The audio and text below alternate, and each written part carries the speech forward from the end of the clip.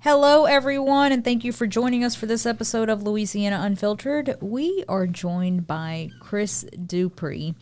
Chris, I kind of want to start with how your name came to me. A friend of mine said, "You've got to go talk to this man. He really turned his life around." We did a story about a barber. He now owns a barber shop, should I say. He was incarcerated. And I'll throw her a bone. Meg David with Another Chance bail bonds really helped turn that gentleman's life around. And I told her, I said, I'm so inspired by this story that he learned his lesson and said, nope, I'm not doing this. He turned his life around. He owns a barber shop, and now he teaches young children not to go down the wrong path. Well, that's how she connected the dots and said, okay, you need to talk to Chris Dupre. Enter in the picture, Chris Dupre. Welcome. Thank you. So I guess let's start with tell me your story. It sounds like it's going to be a little bit of the same, that you went down that wrong path in life. I did. I went down the wrong path deep. Like I ended up, by the time they caught me, I was so deep that like as a first offender, I got a 15-year sentence. Like, just because had been doing it so long, it had piled up. They couldn't catch me. They kind of knew what was going on, kind of thing. I was young, dumb, just didn't care, kind of thing. And when they finally caught me, they kind of dropped the hammer on me. Not kind of, they did. I mean, first offenders usually get probation. I was never even offered that. My plea was a 15-year sentence, like a 15-year cap. Now, I didn't know anything about lawyers or the law. My lawyer instructed me that, you know, I could never get 15 years because, you know, they was going to do a pre-sentence investigation and, you know, I would end up somewhere around 5 max. Well, before we get there, I want to spend a little time talking about what landed you in jail. So how old were you then? How long ago was this? So I started working in a pawn shop when I was like 16. And that's kind of how I got into the business. You know, pawn shops can't buy stolen stuff. And I saw a way that I could buy it outside the pawn shop and start making money. So first thing I bought was a 4-wheeler. Where was this? What city? Plaquemine, Louisiana. Okay, in Iberville Parish? Iberville Parish. Okay. And my parents owned the shop across from the pawn shop, and I became friends with the guy who owned the pawn shop. So it started off me just going over there hanging out, and then I kind of started working there when I was young just because I picked up on stuff really fast.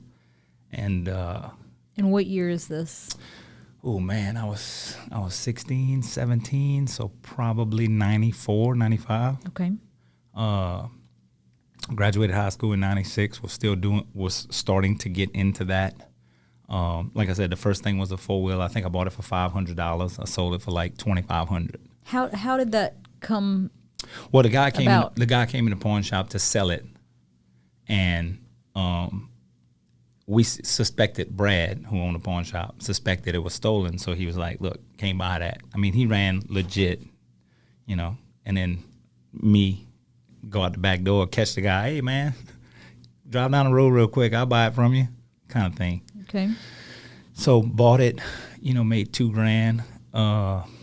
That's your first time ever doing it? First time ever. And I mean, back then, you know, $2,000 was, you know, gas was 90 cents a gallon. Yeah. So $2,000 at that age was a lot of money. A month. Yeah, it was a lot of money. And then that turned into, hey, you know, the guy I sold it to, hey, if you got more, I'll buy these all day for $2,500. Did the guy you sold it to know it was stolen? Yes.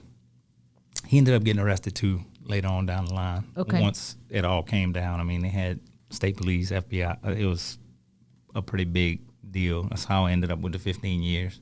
Okay. But it turned into, hey, can you get more? Can you get more? And we started off with just the four-wheeler thing. And then, you know, the guy that was initially buying it had a friend who had a logging company, had a friend who had a construction company, and then it turned into, hey, can you get a backhoe? Hey, can you get a bulldozer? Hey, can you get an excavator? And then the 2,500 turned into 20,000, 40,000. I think the most I ever made was about 50,000 in one transaction. Wow. Yeah, at 20.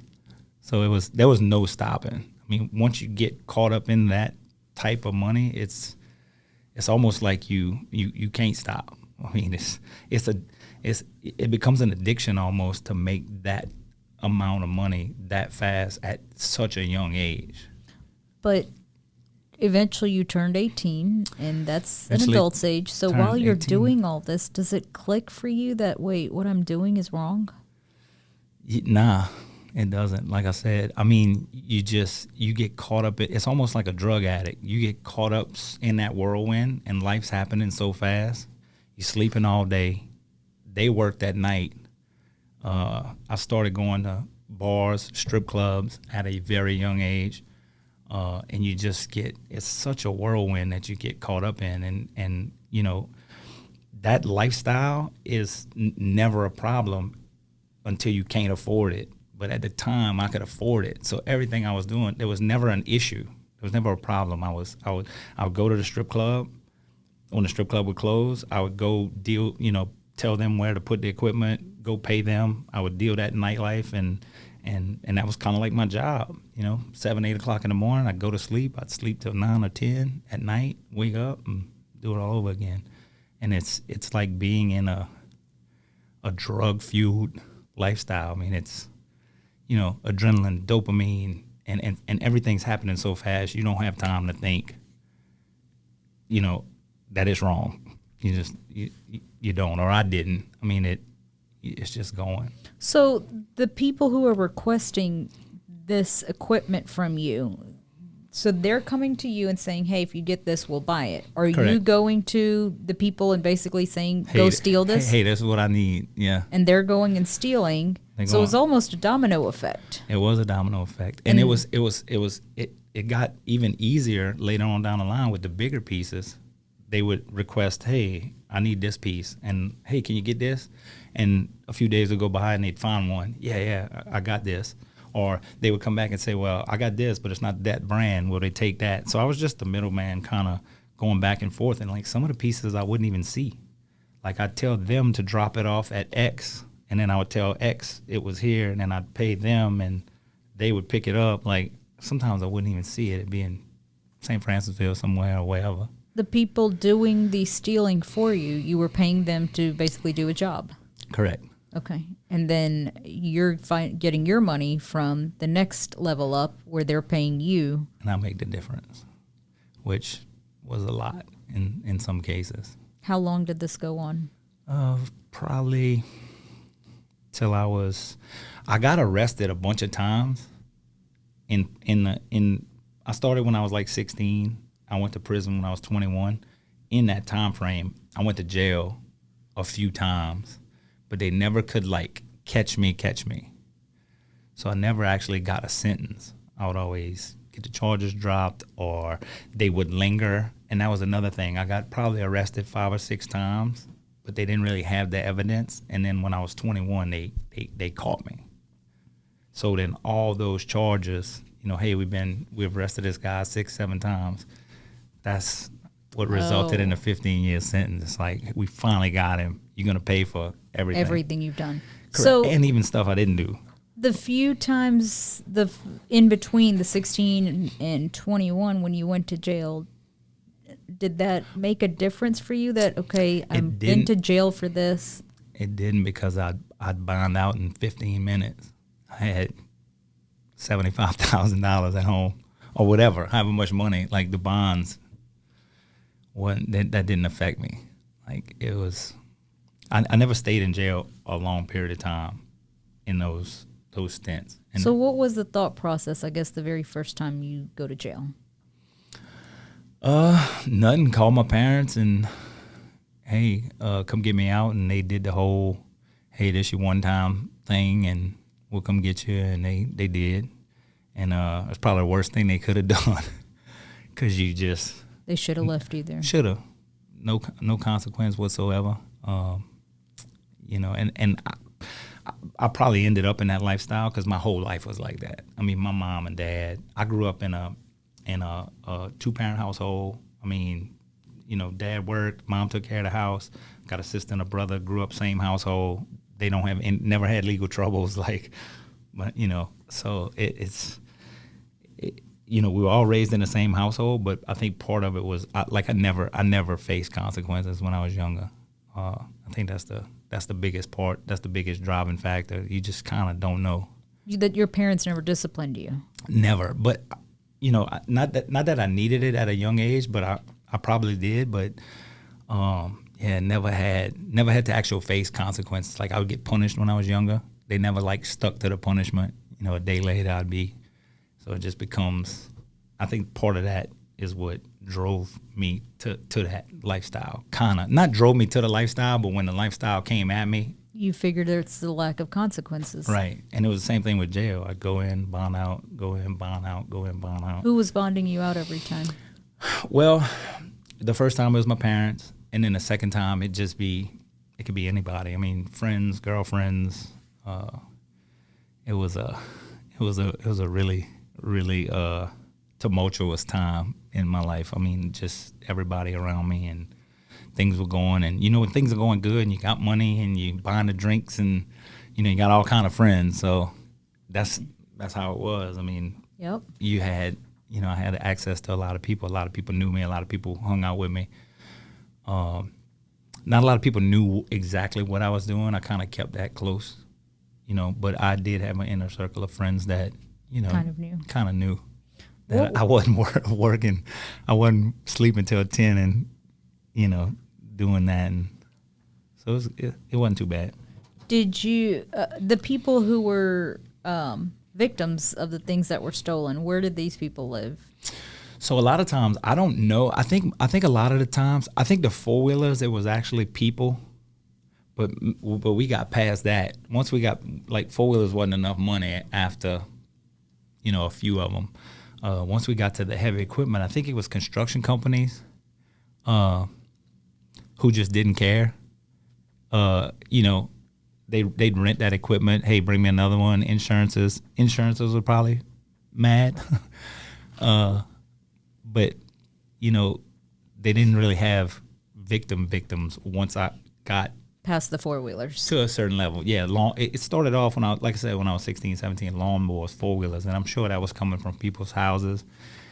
But I know what you're saying as far as the people weren't victims, right, but right. You still have construction companies. Oh, for sure. Whatnot, I don't mean that it was a victim of crime at all. Yeah. I just mean the level of care went way down. Guy loses four-wheeler, 3 months later, he's still mad about it. Whereas a construction company, they just replace it. It's not his stuff. It ain't his money. He goes home to his wife, so it kind of, it was less anger, I feel like. So take me to the incident that took you down.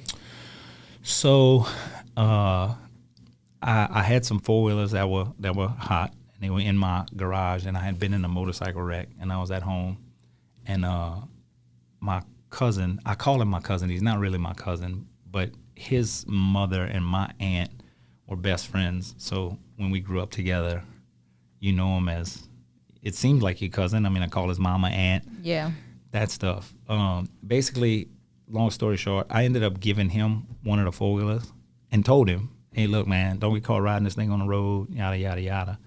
He brings it home a couple days later, gets caught riding it on the road. Then he calls me back and says, hey, man, I got somebody who wants to buy a backhoe. Had a backhoe delivered to a piece of property. He came, he met me with the guy that was trying to buy the backhoe, and it was a detective, and they had probably 40 or 50 of them, in the grass and people's houses all around this piece of property, and they took me down.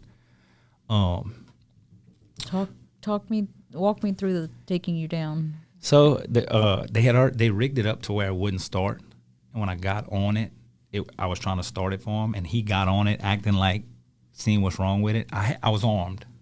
I had a pistol on me. I was open carrying, so it's pretty much legal, so to speak. But I guess that's what they were worried about. He pushed down on a gun, and he identified himself as a detective. And I mean, there was no struggle from me. I mean, They were literally everywhere, like movie. Guns drawn. Oh yeah, like in a movie, and not pistols. I mean, they had a lot of people there. How old are you now?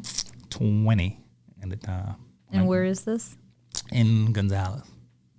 What was going through your mind? Oh no! I mean, I don't know. It just like I said, it happens so fast, and then they put you in a car, and they charged me with, I don't know. I'd have to go back and look, but 40 or 50 charges. Like everything that was stolen in the parish that resembled this type of thing. It was on you. It was on me. I had it, right? Some of the stuff I did, some of the stuff I didn't. They were so anxious to get me, though. They got overzealous, and the actual serial numbers on the machine that in question that I was on, wherever it was stolen from, whoever entered it into the NCIC entered the numbers wrong. So at the time that they arrested me, the machine wasn't technically in the NCIC as stolen, even though it had been reported stolen. So that was kind of how I ended up getting out of prison. Yeah. Okay. But yeah, so they brought me to jail. That time they set my bond high enough where I could not get out. Okay. So I spent, I don't know, 6-8 months in there, and then I finally got out, and then, court, and then took a plea, and ended up in 2000. In 2000, I went to prison.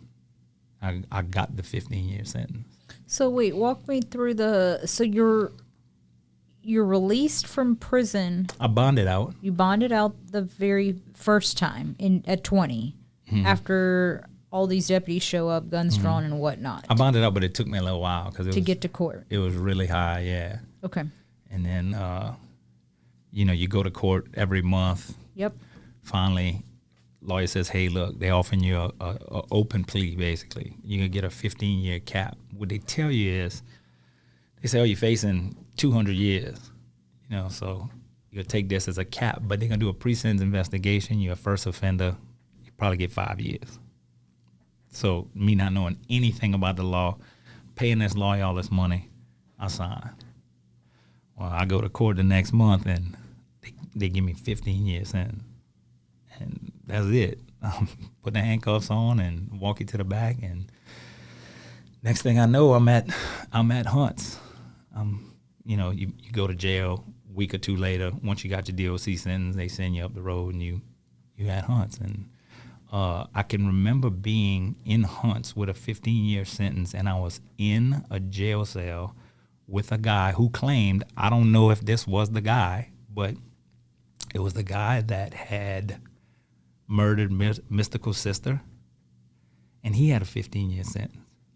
And we were like bunkmates, waiting to go to, because they bring you to Hunts to evaluate you to decide what actual prison you're going to go to. Okay. You don't get to use the phone but like once a week.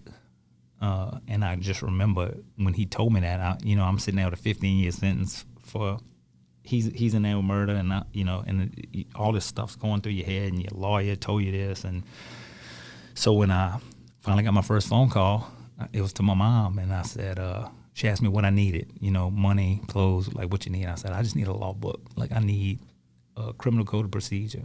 Like go get that, and we'll start there. And at the time, my child's mother was doing everything. So she went to Claytor's, bought me the book, had it shipped to me. I got it. I started reading it.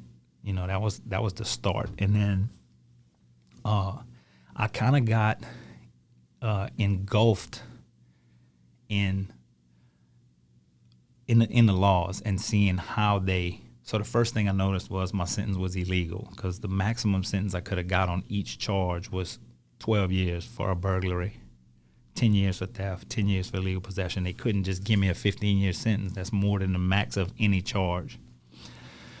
So I get to actual prison. And when you get to prison, there's law libraries, like very, very significant law libraries. I mean, there's every book you need. And I just got engulfed in it. When you get to prison, you have a job. Everybody has a job. You go in the field, you go work in the kitchen, you have a job. 8 hours a day, whatever.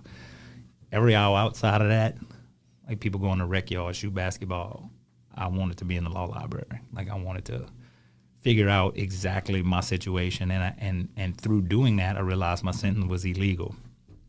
Well, I learned how to file a motion. Took me probably 6 to 8 months to learn that.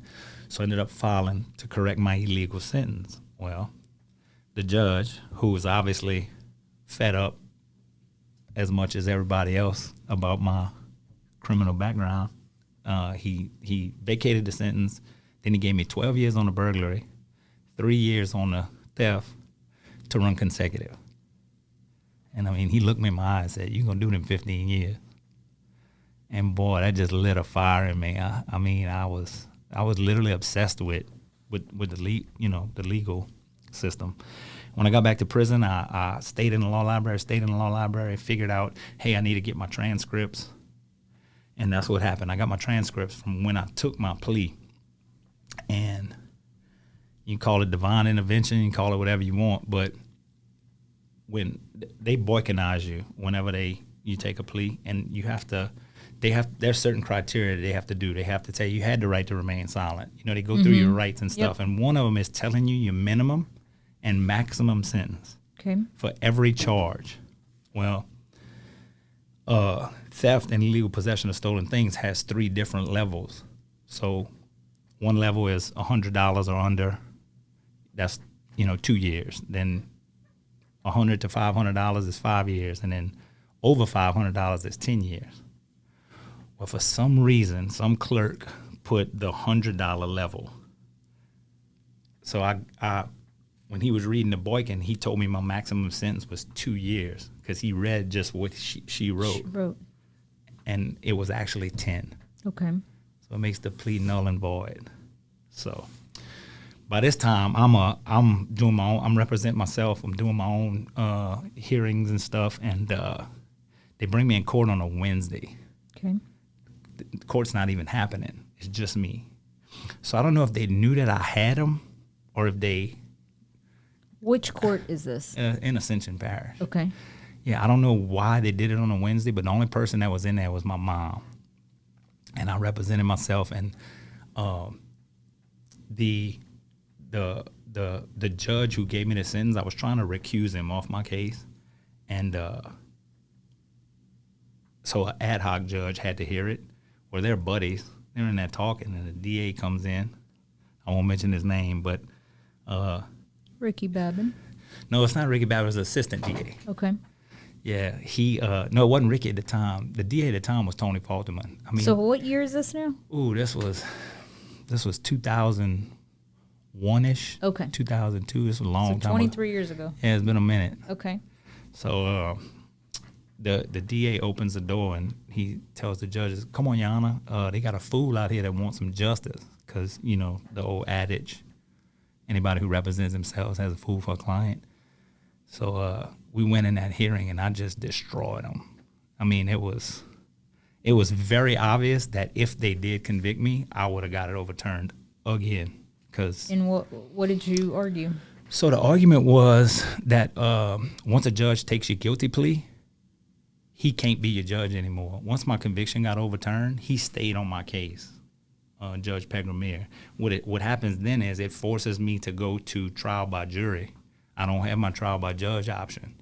Because he knows my guilt, when I took the guilty plea, I had to admit to the facts and circumstances of the charges. Okay. So he says, "Hey, on such and such a date, you did in fact steal this equipment," and I have to say, "Yeah," whether I did or not. If I say no, then that plea's null and void, right? So by him knowing my guilt, he forced me into a trial by jury. That was my assignment of error number one for him, not recusing himself. Okay. And I don't know why he wanted to stay on the case, but he did. And he stayed on the case. And then, when you overturn a conviction, it goes back to like you never took the plea. So we back to motions, we back to this, we back to that. And then it gets to trial time. And he appoints me 2 lawyers, Blaine Abad and Andre Belanger, which Andre's a very, very good criminal defense lawyer here in Baton Rouge. Didn't know who he was. I don't know if at the time he was fresh out of school, but I feel like he was. We're about to go to trial. I had spent 3 years, and I just remember we were about to go to trial, and I'm talking to Blaine and Andre, and I tell him, I said, look, man, I will take a plea. Now, granted, I had been working on my case for 3 years, so when I went to them, I said, hey, guys, look, these are my witnesses.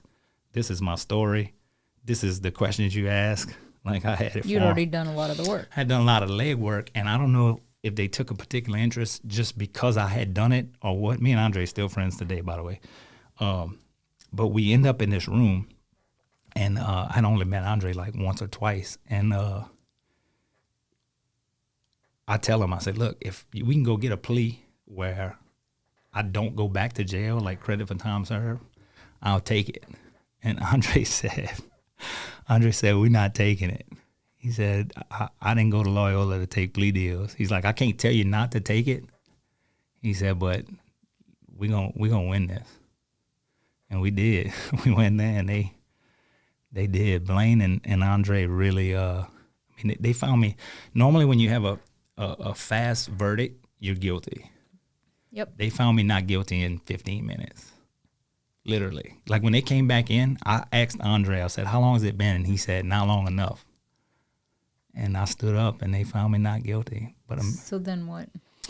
So then I get out, and but again, before we get there, this whole time that you're in jail or prison or behind bars, let's just say, does it ever click with you that what I was doing, the life I was living, was not? No, right? It doesn't. I remember the moment it clicked, and it wasn't then. It was later on in the story. So you get out, you go right back to it? Right back to it. Right back to it. Chris. It's like a drug addict. I'm telling you, it's a mental handicap almost. I mean, your brain is just. And you spent 3 years behind bars. 3 years behind bars. Now, I don't go right back to it. I wouldn't say right back to it, but it's one of those things where, and I think that's why so many people get caught up in that system. And if you're a drug dealer, when you get out, people know you as a drug dealer. If you're a plumber, they asking you to, when they see you, they're asking you to, fix their water heaters, or, hey, my friend got a water heater. But if you're a drug dealer, they're like, hey, my friend wants drugs, or, hey, can you give me a piece of heavy equipment? Like, you kind of get an image. And when you get out, I mean, that's what it finds you, just because that's kind of what you built for yourself, Is that what happened? That's exactly what happened. And then you go back to it, or you need money, and hey, man, I can, because you fresh out of prison, been in prison for 3 years. Hey, I need a couple $1,000s. Ooh, I know how to make that real quick. And then you just do it, and then next thing you know, you're back in the lifestyle. It's almost like gaining weight. You look up one day and you're 50 pounds heavier than you want to be, but you don't remember the first 30 pounds. You just kind of end up there. Yeah. And that's kind of how it was. So how soon after you were released did you get back into it? Probably a month or two. It didn't take a long time. And then same thing, started, couldn't catch me. And this went on for, it didn't take a whole long time for them to catch me again. It was probably about a year or two. And they caught me in Franklinton, Louisiana. And they caught me in transit. I had picked up some machines, and I was moving them back to Baton Rouge on a trail. Stolen machines? Yeah. Okay. And they pulled me over in Franklinton, arrested me. And that's when so keep in mind, when I got out of prison, in that period, I had a child that was 19 days old when I went in the first time. Okay. But me and his mother wasn't together. So when I got out, I wasn't really attached to that child, just because, you missed the bonding period or whatever. And then I got out, his mom had a new boyfriend, and it was just really, really rough trying to see him and not try to see him and all that stuff. But then I had another kid in between these two.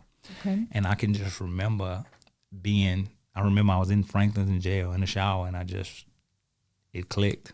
Like, I'm not doing this again. Like, even if I got to go do a 15-year sentence or 20 or whatever, like, that's the last time I do that. And it was. So it's your child that... It was your kid, yeah, because, my middle child, I'm still very, very close to. And that's what did it. Cause when I got out, I was able to live with him and hold him and bond with him and so that's what did it. The 2 children. It was my oldest one too. I mean, I had a relationship with him. It just wasn't as tight as my middle one. Just because he was with his mother, and like I said, it was kind of rough. We were both young, and you kind of don't know what's important back then. You know, she didn't, I didn't. You just kind of get caught up in that. But now, how old are your kids? Now, so my oldest son just passed away in March. Oh, I'm so sorry. Oh no, you're fine.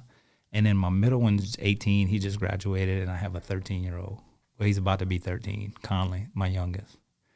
Yeah, my oldest son took almost the same path I did, and probably for a lot of the same reasons. He got into drugs real bad.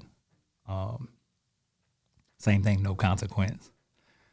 Whenever it got to a point where I was getting him, like I would fuss at him because I knew he needed what I didn't have, and then his mom just did like my mom and probably most mothers. Because we lived apart, he'd get mad at me at my house. Hey, I want to go back to mom's. And I would let him. Probably shouldn't have. I probably should have been harder too, but it's so hard parenting, man. You want to be hard on your kids, but you don't want them to live like you lived. So there's a balance. But he just passed away in March. And then my youngest one, 18, kind of the same thing. He graduated from high school, and he's doing well now. He just called me. He's about to start BRCC, and my youngest one I'm really tight with as well. I get him a week, but So that was the changer. I didn't have Conley at the time.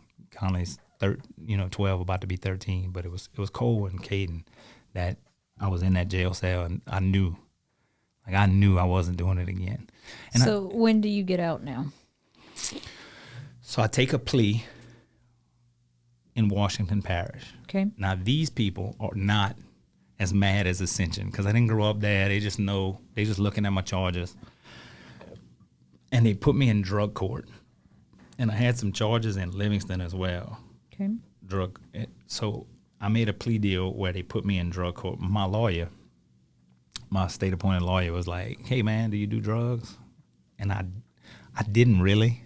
I drank, but I didn't really do drugs at the time. And I told him that. And he said, well, I'm going to try to get you in drug court. I'm going to tell him, hey, you had a drug problem. You're stealing all this stuff. We'll get you in drug court. And they did. And I did it. I went through. And that was rough. I don't know how. I don't do drugs, and I went through it, and it was probably one of the roughest things I've been through. I mean, you got to go to 3 meetings a week. You got to try to find a job. Like, the only way I made it was my sister and brother-in-law owned a business, Rescom Electric, and they allowed me to work for them because I would go to work in the morning, and at 10 o'clock, if it was my color, I had to leave.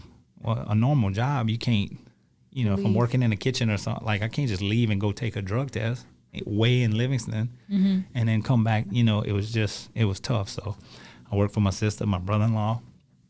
At the last podcast, a lot of people, my sister would give me $10 a day. And that was like my food. That was like my allowance. I didn't even keep my money, and I still don't today. I still get an allowance. All my money goes to my sister. But yeah, we... And how long ago was all of this? This was 2005. So where are you now, 19 years later? So now I own part of Rescom. We just built Blind River Bar. I own part of that. We bought in the WT Construction that does block work. We do schools, airports. I was laughing earlier. We also do jails. I got Rescom Construction, just bunch of businesses and staying fresh and hadn't been in trouble. Don't even look back and looking back now and realizing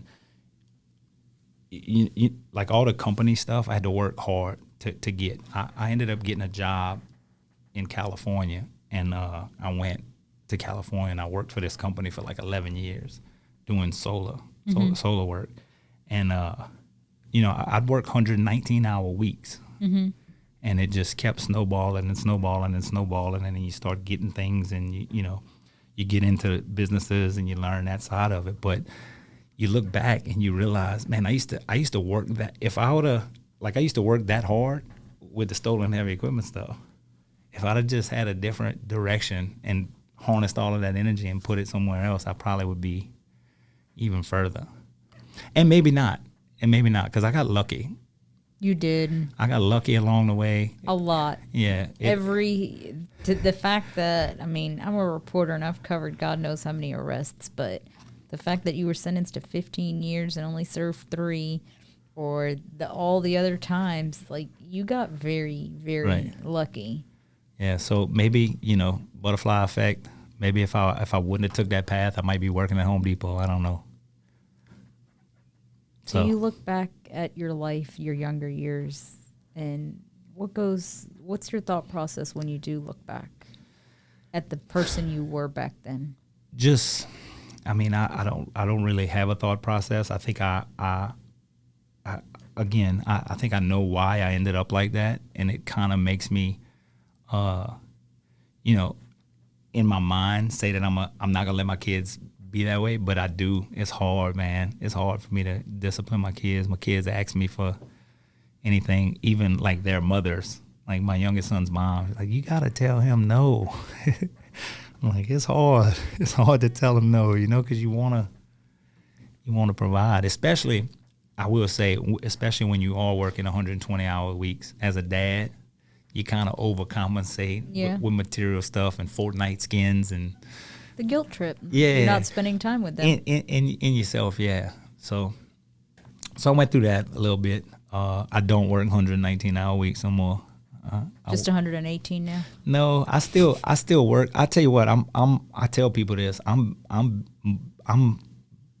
more on call now. I have to be more available now with all these businesses because I get calls all the time, calls and emails, and this blew up and that blew up. And I got a bunch of employees that work for me, and they all really, really good. But when it comes to the technical stuff of the solar world, I gotta be. I don't think I can ever give that up.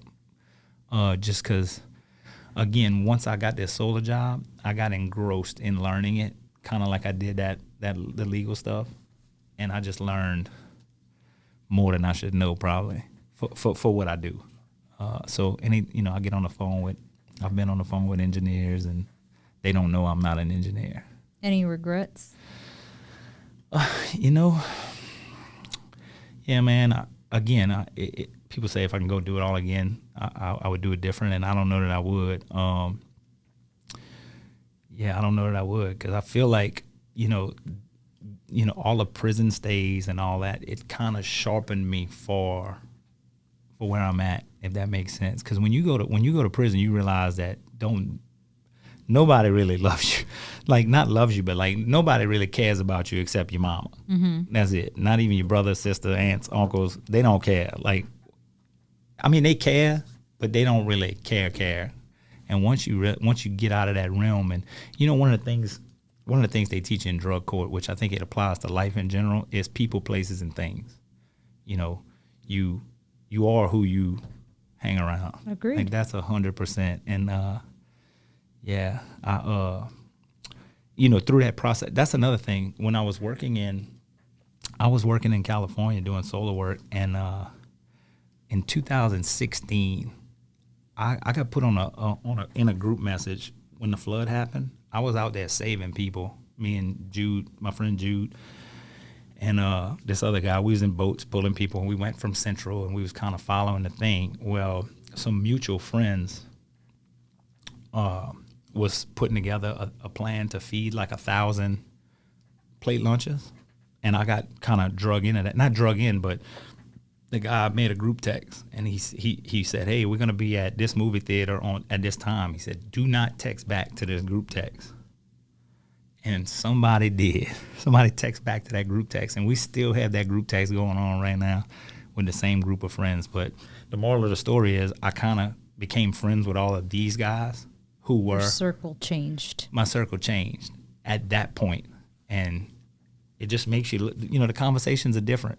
You talk about, money and stocks and Bitcoin. And I mean, we talk about politics and we laugh and we joke but I mean, the conversations are way different. And,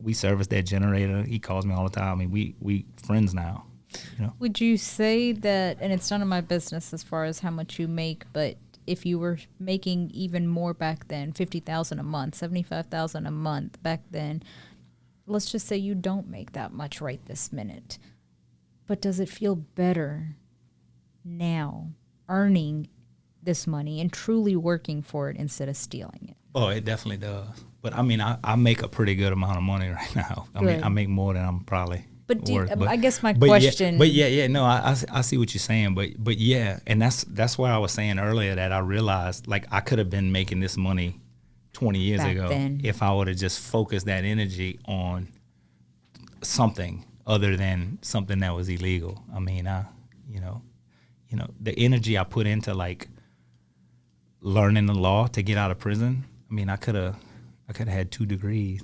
Yeah. I could have had a law degree. Andre still when after Andre went through this and all, and he saw all my case and stuff, he was like, "Bro, you gotta go to law school." He's like, "You just got it." Like, and at the time I couldn't afford it, had 2 kids, so I just didn't do that. But the point is, I had the tools to do it if I wanted to do it. You had the drive. Well, not necessarily. I didn't have the drive. I had the tools to do it. If I'd had the drive, I probably would have did it. I didn't have the motivation to go to college or any of that stuff. Partly because when I go to college, I'm making, I can make $20,000 tonight with the right phone calls. So it was a whole plethora of things that led to being here. That's why I don't know if I change anything. Because you learned from all of that. Exactly. So, if you had to give me one life lesson learned, man, I think I just told it to you. I mean, you are who you hang out with. I mean, your circle is everything. And I come from a good family. My family's business oriented. I'm in partners with my brother-in-law and my sister with Rescom, and then we have partners in Blonde River Bar as well. But those people, my sister, my family, they don't include you in things when you're messing up. That when I changed my circle of friends, it like I said, I was working a 9 to 5. I say 9 to 5. I was working a lot of hours. I had like a job. I was employed. Never thought about business, any of that. And then, like I said, once I changed those circle of people, man, the conversations just get different. I mean, that's all I can say. So that's the life lesson. If you look around the room and you don't want to be who you hanging around with, then you need to find somebody else to hang around with. I mean, because you the average of those 10 people. Bottom line. Good point. What advice would you give your younger self or kids? Let's just say a child is listening to this, a young adult is listening. Just I accept the discipline, accept the butt whippings, because they do help. I mean, you hear your parents say, "This hurts me more than you," and you think when you're a child, yeah, right. But then you become a parent, you realize, man, they had to do this, and now I don't want to do it, So it's tough, man. It's tough. I think not having children till you're 25 is a good one. You can't tell them that though. I didn't do that, but I think financially, if I'd have waited, it would have made a difference. Maybe, I don't know, man. You can't. It's hard to look back on a life and say what you would have done different, and because you might have done something different and not be sitting here. You might be, I don't know, anything else. Like I feel like every turn leads you to a where place you are today. Right. I agree with that. I agree. So. Well, is there anything else you'd like to add that I have not asked? No, that's pretty much it. That's the story. Congratulations on turning your life around. Thank you. Thank you to Meg David for, I guess, pitching this. And I hope our listeners are able to walk away with, you can turn your life around. Oh, for sure. You just got to do it. There's got to be a will, and if there's a will, there's a way, but you can turn your life around regardless where you are. Absolutely. Yep. Well, to our listeners, as always, we thank you for listening to this episode of Louisiana Unfiltered, and we will see you for the next episode.